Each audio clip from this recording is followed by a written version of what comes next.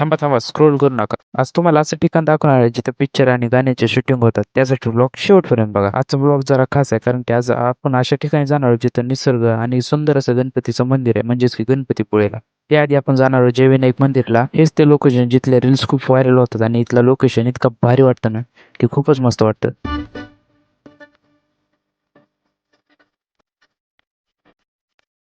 मंदिराच्या परिसरात जातात मन प्रसन्न होतं. रत्नागिरीत ही खरी सुंदरता म्हणजे मासेमारी. हात असलेले सुंदर अशा गणपतीच्या मूर्तीचं दर्शन घेऊन आम्ही ठरवलं थोडा इथल्या वातावरणाचा आनंद घेण्याचा.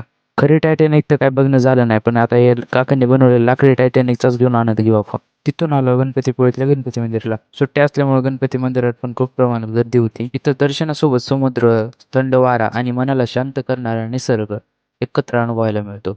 गणपतीपुळे म्हणजे श्रद्धा, निसर्ग आणि शांतता. बीचचा थोडाफार आनंद घेऊन आम्ही डायरेक्ट निघालो सनसेट बघायला. दिवस मावळत होता, प्रवासाचा आनंद तेवढाच भारी होत होता. या प्रवासाला अजून भारी करण्यासाठी समुद्रकिनारी आम्ही एक एक वेळ घेतली. घरी बसल्या बसल्या बोर होत होतो म्हणून आम्ही ठरवलं 12:30 वाजता की आता मांडवी बीचला जायचं.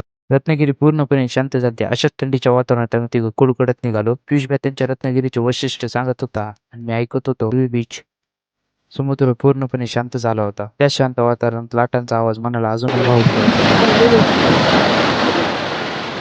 तिथे थोडे ग्रुप फोटो वगैरे घेऊन आम्ही निघालो होतो घरी. आणि तुम्ही पण जाता जाता तेवढं फॉलो करून जावा. भेटू पुढच्या ब्लॉगमध्ये. जय महाराष्ट्र.